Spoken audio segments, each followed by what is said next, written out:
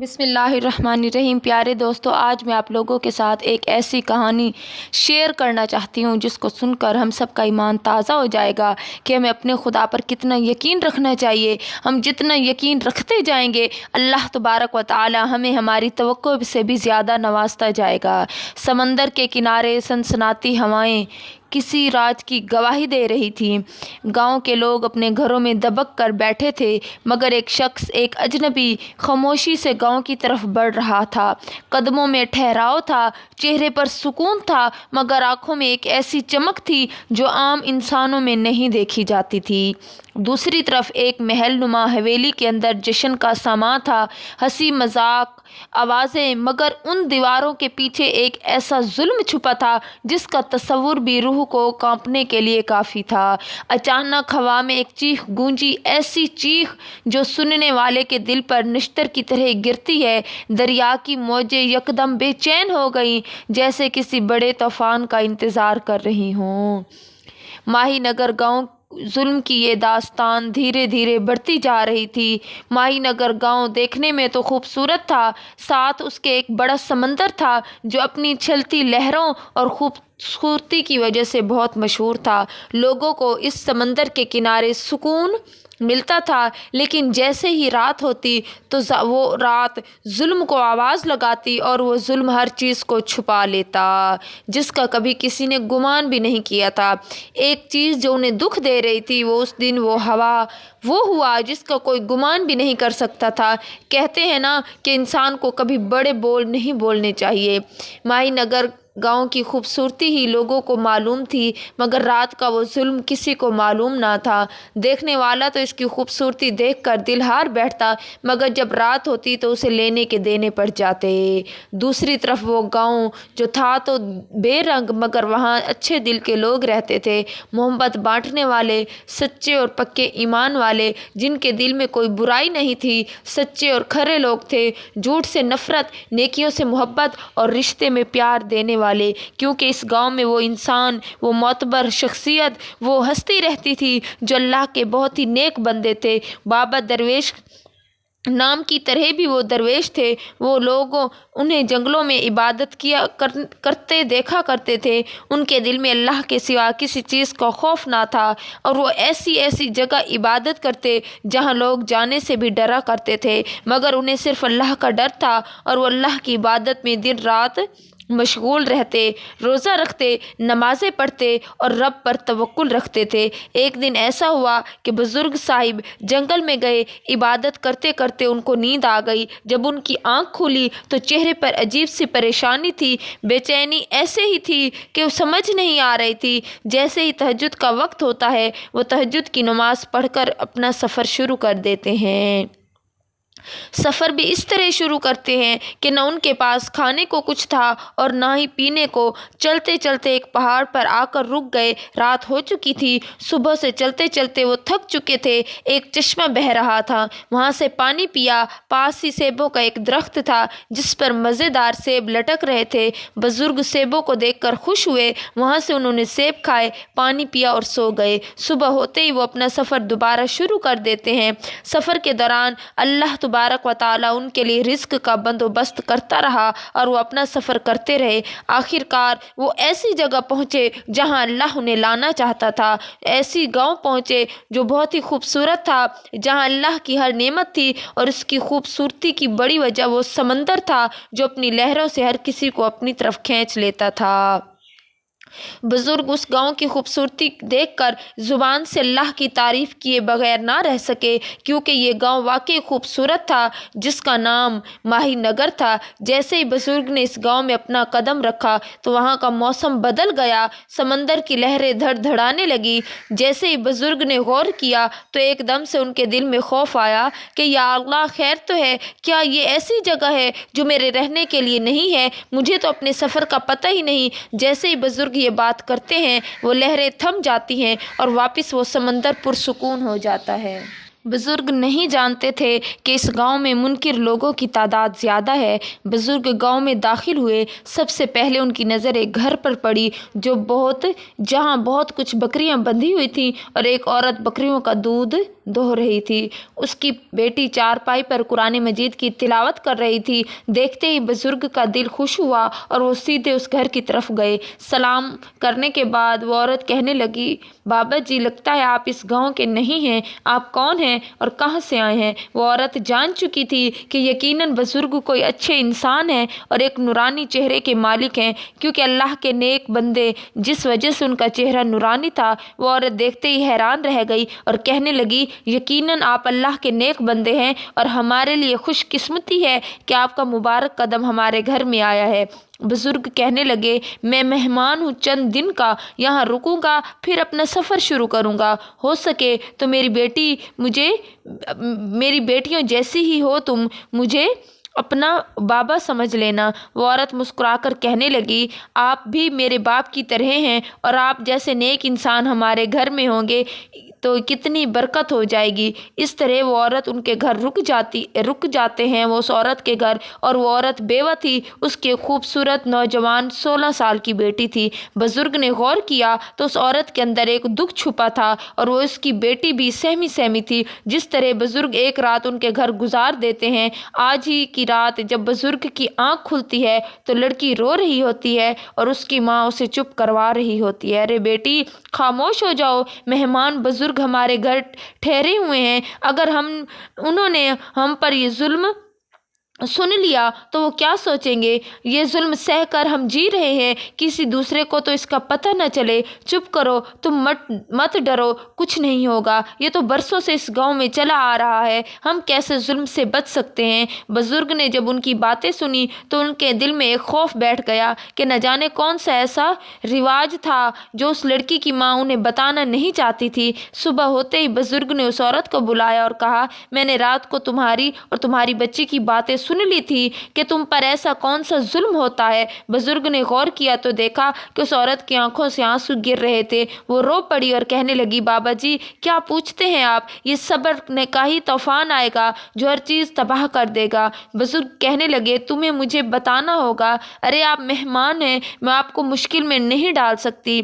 चांद की 14वीं रात आने वाली है और वो दर्द मैंने बर्दाश्त करना है। मेरा शौहर मर गया है, मैं बेवा हो चुकी हूँ, मेरी जवान लड़की और मैं अकेली घर में रहते हैं, हमारा कोई और नहीं है। चांद की इस 14वीं रात को हमारे ऊपर वो जुल्म होना है, हमें कोई नहीं बचाएगा। मैं नहीं चाहती कि आप इस मुश्किल काम का हिस्सा बने, इसलिए आप यहाँ से चले जाएं। बुजुर्ग कहने लगे, अब तो मैं नहीं जाऊँगा जब तक तुम मुझे नहीं बताती कि मामला क्या है। अगर तुम मुझे नहीं बताओगी तो क्या पता मैं तुम्हारी मदद भी ना कर सकूँ, और अगर तुम मुझे बता दोगी तो हो सकता है कि मैं तुम्हारी कुछ मदद कर सकूं। वो औरत कहने लगी, अरे अल्लाह के प्यारे बंदे, आप मेरी मदद कैसे कर सकते हैं? आप बुजुर्ग हैं, मेरी मदद तो कोई भी नहीं कर सकता अल्लाह के सिवा। वो बहुत जालिम है, आप इन लोगों से वाकिफ़ नहीं हैं। आपको बज़ाहिर तो ये काम खूबसूरत लग रहा होगा, लेकिन इस गांव में छुपा वो जुल्म जिसमें रातें सज जाती हैं, जुल्म की चादर ओढ़ लेती हैं और हर तरफ जुल्म ही जुल्म होता है। हवेली की वो दीवारें जुल्म छुपाए बैठी हैं, हर रात वहाँ महफिल सजती है, रक्स होते हैं। ये कहते कहते वो औरत रोने लगी। बुजुर्ग कहने लगे, मेरी बच्ची, मुझे बताओ क्या मुश्किल है? मुझे अभी तक तुम्हारी बात समझ नहीं आ रही। इसी दौरान उसकी बेटी आई और बोली, बाबा जी, मैं बताती हूँ आपको, अम्मी तो ऐसे ही आपको नहीं बताएंगी। बात दरअसल ये है कि इस गांव में गैर मुस्लिम रहते हैं और यहाँ इस गांव में ये रस्म बरसों से चली आ रही है और ये सिर्फ उन लोगों को पता होती है जिनके साथ वो जुल्म होने वाला होता है। हर चांद की 14वीं रात को इस गाँव में खूबसूरत लड़की को इस जालिम अमीर शख्स की हवेली में भेजा जाता है और रात को इसके साथ वक्त गुजारता है और इसकी इज्जत नीलाम करता है। न जाने जाने कितने बेबस माँ बाप ये जुल्म बर्दाश्त कर चुके हैं और अपनी बच्चियों को जालिम दरिंदे के हवाले कर देते हैं। बरसों आज तक जो भी इनके सामने आवाज़ उठाता है तो मौत के सिवा इसका कोई अंजाम नहीं होता। इसलिए डर कर लोग छुपे बैठे हैं और ये जुल्म अपने ऊपर मुसल्लत किए हुए हैं। जब बुजुर्ग ने उस लड़की की बातें सुनी तो एकदम से उन पर गुस्से की कैफियत तारी हो गई। उनका गुस्सा देखकर औरत कहने लगी कि न जाने कितने लोगों को ऐसा गुस्सा आया, उनकी गैरत जाग उठी, लेकिन जब वो इस जालिम के सामने आए तो उसने ऐसा जुल्म किया कि देखने वालों के लिए ये इबरत का मकाम बन गया। लेकिन मैं आपके आगे हाथ जोड़ती हूँ, यहाँ से चले जाएं, खुद को मुश्किल में मत डालें। बुजुर्ग कहने लगे, तुमने मुझे पनाह दी, तुमने मुझे बाप की जगह समझा, तो अब मुझे जान की कोई परवाह नहीं। मैं तुम लोगों की खातिर आवाज़ उठाऊंगा, मेरा अल्लाह मेरी मदद करेगा। बताओ ज़रा वो जालिम रहता कहाँ है? वो लड़की कहने लगी, मैं आपके साथ चलती हूँ, अम्मी तो हमेशा डरती ही रहती हैं। वो बहुत खुश हो रही थी कि पता नहीं कितने अरसे से तोहमत, मैंने दिल ही दिल में दुआ की थी कि मेरे अल्लाह चांद की चांदनी रात से पहले पहले मेरे लिए अपनी मदद भेजना, वरना मैं खुद को कभी माफ़ नहीं करूँगी। और अब मैं जान चुकी हूँ कि मेरी दुआ कबूल हुई है। बाबा जी आप मेरी मदद के लिए आए हैं, यकीनन अल्लाह ने आपको मेरी मदद के लिए भेजा होगा। बुजुर्ग उसके सर पर हाथ रखते हैं और कहते हैं, मेरी बच्ची परेशान मत हो, तुम्हारा ईमान बहुत पुख्ता है, तुम सिर्फ अल्लाह से डरो और दुआ करो। इस तरह वो लड़की जालिम के पास उस बुजुर्ग को ले गई जो कि गांव के बहुत अमीर और रईस थे। हर कोई उनसे डरता था। वहां पहुंचते ही वो अमीर बेहया शख्स कहने लगा, ए लड़की, आज कोई चांद की 14वीं रात है जो तुम आई हो, अभी कुछ दिन पड़े हैं। वो लड़की कहने लगी, नहीं, ये तुम्हारी भूल है कि मैं तुम्हारी दहलीज पर इस तरह रात को आऊँगी। मैं लानत भेजती हूँ तुम पर और तुम्हारी उस हवेली पर।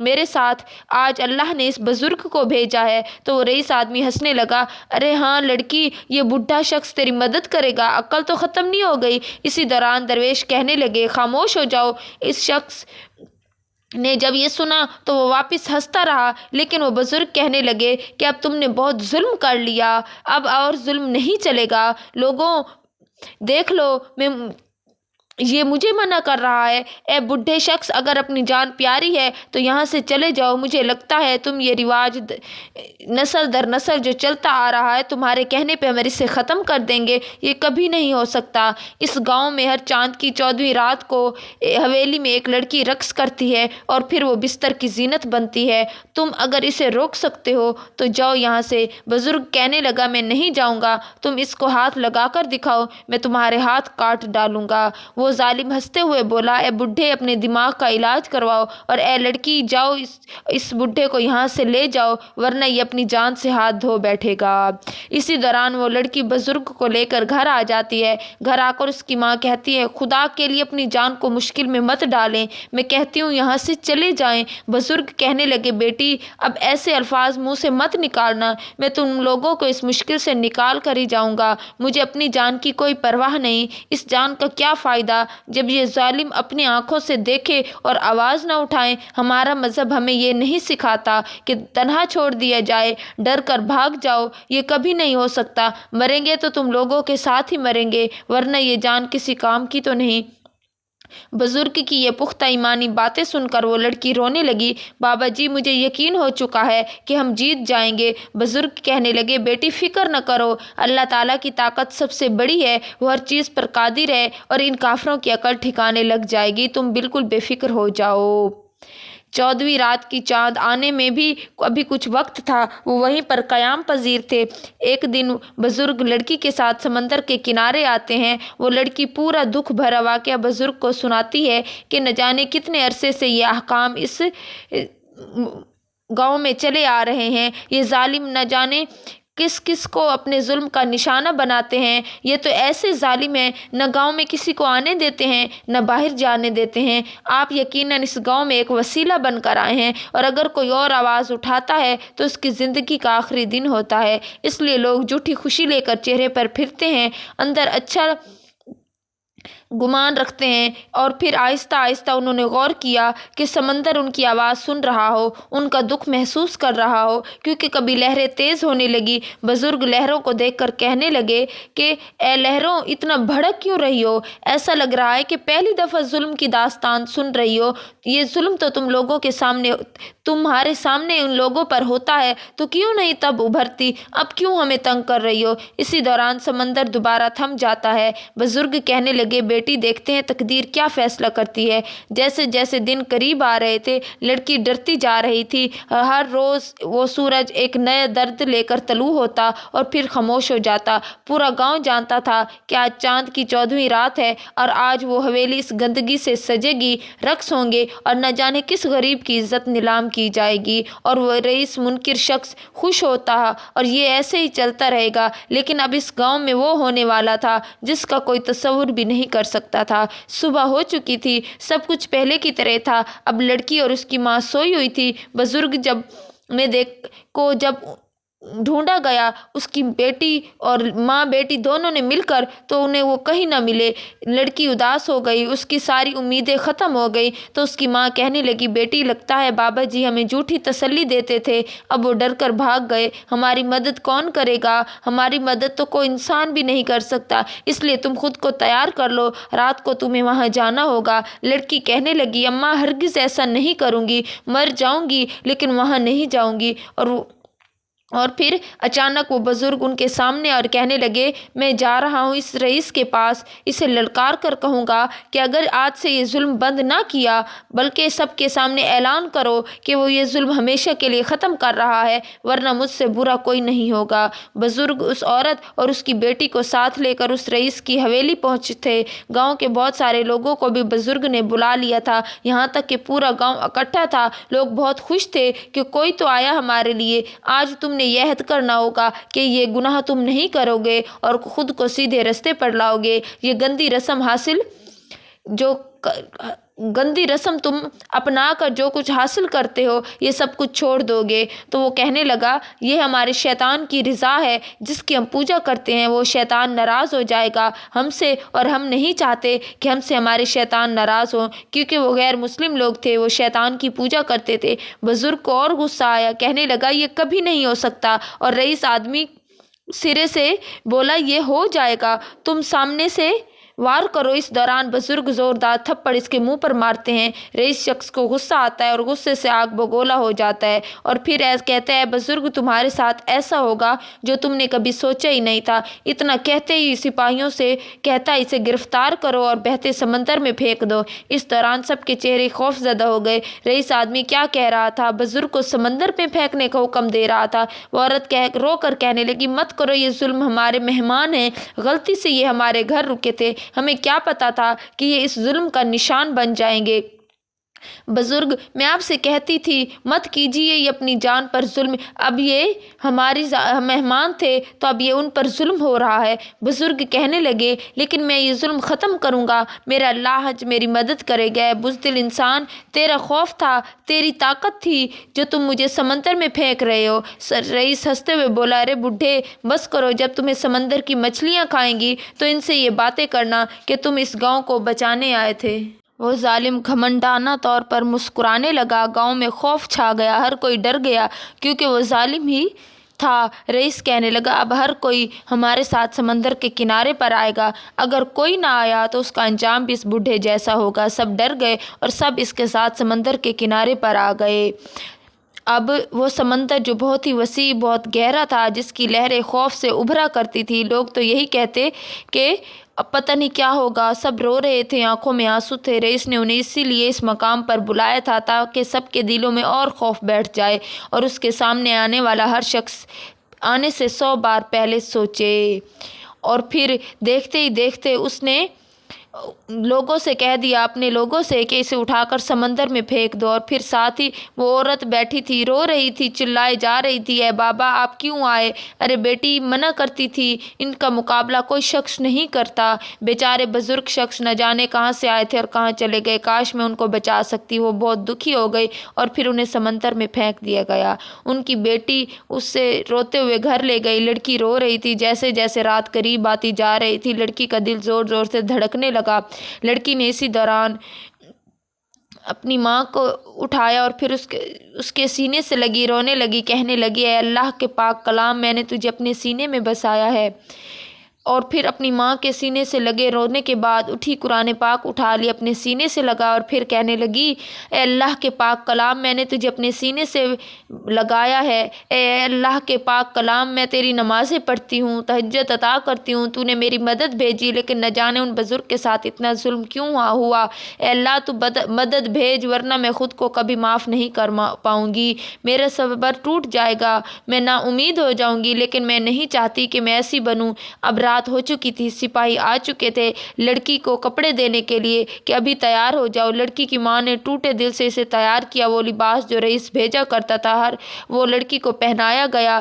اب تو لڑکی کی ماں کے پاس الفاظ ختم ہو چکے تھے، ماں آنسو بہاتے ہوئے آسمان کی طرف دیکھ رہی تھی، اس نے اپنا صبر کھو دیا، زوردار آواز میں آسمان کی طرف دیکھ کر بولی اللہ میں تیرا کلمہ پڑھتی ہوں اور مرتے دم تک تیرا نام لیتی رہوں گی، میری عزت تیرے سپرد ہے، میں تجھ پر بھروسہ رکھتی ہوں، تو ہی آج ظلم کو روک دے گا، ختم کر دے گا اور اس بے گناہ بزرگ کے ساتھ کیے گئے ظلم کا بدلہ لے گا۔ وہ تیرا نام لینے والا بندہ تھا اور مدد کی نیت سے ان ظالموں نے اسے بھی سمندر میں پھینک دیا۔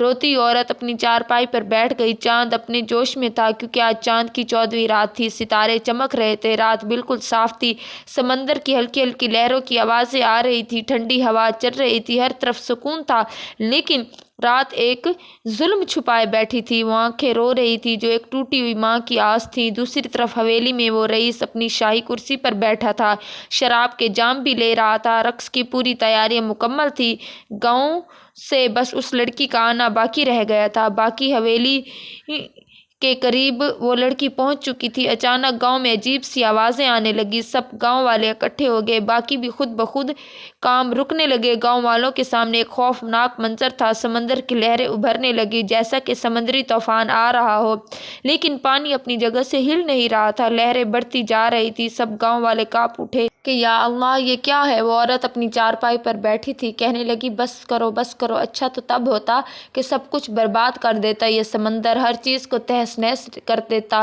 یہ گاؤں اسی لائق ہے، یہ ظلم تو ہم نہ دیکھتے۔ لیکن وہ عورت بھی حیران ہو گئی، سمندر میں عجیب اشر مشر شروع ہو گئی، وہ ڈر کر اٹھ کھڑی ہوئی، گاؤں والوں کے ساتھ کھلے میدان میں جا پہنچی۔ دوسری طرف وہ بھگی جو اس لڑکی کو حویلی کے دروازے پر پہنچا چکی تھی، لڑکی حویلی کے اندر داخل ہو گئی اور اندر سے دروازہ بند ہو گیا، نہ جانے اندر کیا ہوگا، لیکن دوسری طرف وہ خوف سے بے خبر تھی۔ جس سمندر میں ہلچل مچی تھی، لوگ کانپ اٹھے، یا اللہ یہ کیا ہے، کیونکہ اس میں ایک ایسے شخص کو ڈبویا گیا جو نیک انسان تھا۔ اور وہ عورت کہنے لگی میں اب جان چکی ہوں کہ اب اس گاؤں کے زوال کا وقت آ چکا ہے، یقیناً اللہ کی مدد آنے والی ہے۔ گاؤں کے لوگ ڈر گئے، وہ کہنے لگے تم پاگل ہو گئی ہو، ہمیں بھاگنا چاہیے، لگتا ہے سمندر پھٹ کر ہمارے اوپر آ جائے گا اور یہ پورا گاؤں تباہ ہو جائے گا۔ عورت ہنستے ہوئے بولی کیا کہتے ہو تم لوگ، یہ گاؤں تباہ ہو جائے گا، ہم تو ہر روز ہی تباہ ہو رہے ہیں اور آج ایک ہی دن ہمیشہ کے لیے ختم ہو جائیں گے۔ اچانک سمندر میں ایک بڑی مچھلی نظر آئی جس کا سائز بہت بڑا تھا، وہ تیرتی ہوئی آ رہی تھی، لوگوں کے دل خوف سے لرز گئے، یہاں تک کہ وہ عورت بھی خوف سے کانپ اٹھی۔ مچھلی کا سائز بہت زیادہ بڑا تھا، جیسے ہی وہ اپنے وجود کو پانی میں ہلاتی، پانی کی لہریں اور زیادہ تیز ہو جاتی، مچھلی سیدھا اس گاؤں کی طرف آ رہی تھی۔ گاؤں میں ہنگامہ مچ گیا، ہر کوئی ڈر کر بھاگنے لگا، جیسے جیسے مچھلی قریب آ رہی تھی لوگ بھاگ رہے تھے، ادھر حویلی میں موجود لوگ اس خوف سے بے خبر تھے کہ گاؤں میں کیا ہو رہا ہے اور آگے کیا ہونے والا ہے۔ اسی دوران حویلی کے دروازے پر دستک ہوتی ہے، ایک ملازم باہر جاتا ہے، جیسے ہی اس نے باہر کے آدمی سے وہ خوفناک خبر سنی تو دوڑتا ہوا آیا، ارے سب لوگ سنو، گاؤں میں تباہی آ رہی ہے، سمندری طوفان آ رہا ہے، نہ جانے وہ گاؤں کو کھا جائے گا اور پتہ نہیں وہ کون سی بلا آ رہی ہے جو سیدھا گاؤں کو کھانے آ رہی ہے اور سمندر کی لہریں ابھر رہی ہیں۔ اس دوران سب ڈر گئے، رئیس وہیں سب کچھ چھوڑ کر باہر بھاگ نکلا، وہ لڑکی بھی ڈر کر بھاگ چکی تھی۔ سب لوگ گاؤں میں پہنچ کر وہ خوفناک منظر دیکھتے ہیں، مچھلی بہت قریب آ چکی تھی اور اس کا سائز بھی کافی بڑا تھا، وہ مچھلی تباہی مچاتی جا رہی تھی۔ لوگوں نے جب دیکھا کہ مچھلی کی پیٹھ پر وہ بزرگ درویش بابا بیٹھے ہیں تو وہ تمام لوگ ایک دم سے کانپ اٹھے، اس رئیس کے پیروں تلے زمین نکل گئی، وہ گھٹنوں کے بل زمین پر گر گیا اور پھر گاؤں میں افراتفری مچ چکی वो मछली सीधा उन लोगों पर हमला करने लगी जो कि मुनकिर थे। वो हवेली पर भी हमला करती और इसे उलट पुलट देती और फिर धीरे धीरे गांव की तबाही शुरू हो जाती है और आखिरकार पूरे गांव में पानी भरने लगता है और रईस आदमी को वो मछली अपना शिकार बनाती है और चिबा चिबा कर खा जाती है। लोग डर कर भाग जाते हैं, लेकिन आज हर जालिम को उसके जुल्म की सज़ा मिल रही थी, जो कुछ उन्होंने किया था। और फिर आहिस्ता आहिस्ता लोगों ने वहाँ से भागने की कोशिश की, लेकिन मछली ने उन्हें कहीं ना भागने दिया और चिबा चिबा कर उन तमाम लोगों को लगता था चुन चुन कर खा रही है जो कि मुनकिर थे। बुजुर्ग उसकी पीठ पर बैठे थे, जिंदा और सही सलामत। कुछ लोग बच गए थे जो शरीफ और नेक लोग थे, जिनमें वो औरत और लड़की भी मौजूद थी। इसी दौरान बुजुर्ग मछली की पीठ से नीचे उतरते हैं। लोग उन्हें देखकर हैरान हो रहे थे। मछली वापस समंदर में चली जाती है। बुजुर्ग मुस्कुराकर कहते हैं, बेटी देखा तुमने, अल्लाह पर यकीन रखने वाले कभी तन्हा नहीं रहते। ये सब तुम्हें तुम्हारे यकीन का सिला मिल रहा है, बल्कि मेरे अल्लाह ने मेरे भी सब्र का इनाम दिया, मुझे भी बचाया है। जब उन्होंने मुझे समंदर में फेंका तो मैंने दुआ की है, अल्लाह मैं इस गांव में तेरे मजलूम बंदों की मदद के लिए आया था, उनके हक की खातिर आवाज़ उठाई और मेरा अंजाम ये हुआ। ए अल्लाह, अगर आज मैं वापस गांव में ना गया और आज काम की गांव वालों की मदद ना की तो वो लोग काफिर खुश हो जाएंगे और हमेशा के लिए हमें झूठा समझेंगे, और मैं नहीं चाहता कि ऐसा हो। ए अल्लाह, तूने हज़रत यूनुस अलैहिस्सलाम की इल्तिजा को सुना। उन्हें समंदर में जब फेंका गया तो एक मछली ने उन्हें साबित निगल लिया, लेकिन वो कई अरसा मछली के पेट में जिंदा रहे। और ए अल्लाह, मैं भी तो तेरा एक मामूली सा बंदा हूँ, तेरा नाम लेता हूँ, मेरे अल्लाह तूने भी मेरी मदद करनी है। उस वक्त ये कहकर मैं पानी में डूब गया था, लेकिन मुझे नहीं याद कि मेरे साथ क्या हुआ। अचानक मैंने खुद को एक मछली की पीठ पर बैठा हुआ पाया और वो मछली गाँव की तरफ आ रही थी। मैं जान चुका था कि अल्लाह ने मेरी मदद की है, ना सिर्फ मेरी बल्कि इस गाँव की भी मदद भेजी है। गांव के लोग रोने लगे और रोते वो लड़की बुजुर्ग के गले लग जाती है और वो औरत कहती है, जब तक जिंदा रहूंगी आपकी खिदमत करूंगी, आप मेरे बाप और मैं आपकी बेटी। इसी दौरान गांव के हर शख्स के दिल में ईमान की रोशनी फैल चुकी थी। सबको यकीन हो चुका था कि अल्लाह की मदद और वसीले ऐसा पहुंचा करते हैं, बस बात यकीन की होनी चाहिए। जब हम अल्लाह ताला पर यकीन रखेंगे तो इंशाअल्लाह अज़्ज़ा वजल अल्लाह हमारी हर मुश्किल को आसान फरमाएगा और अल्लाह का हम सब पर करम होगा। अल्लाह ताला हम पर अपनी रहमत फरमा देगा। दुआओं में याद रखिएगा। अगर आपको ये मेरी वीडियो अच्छी लगी हो तो वीडियो को लाइक, चैनल को सब्सक्राइब लाजमी कीजिएगा।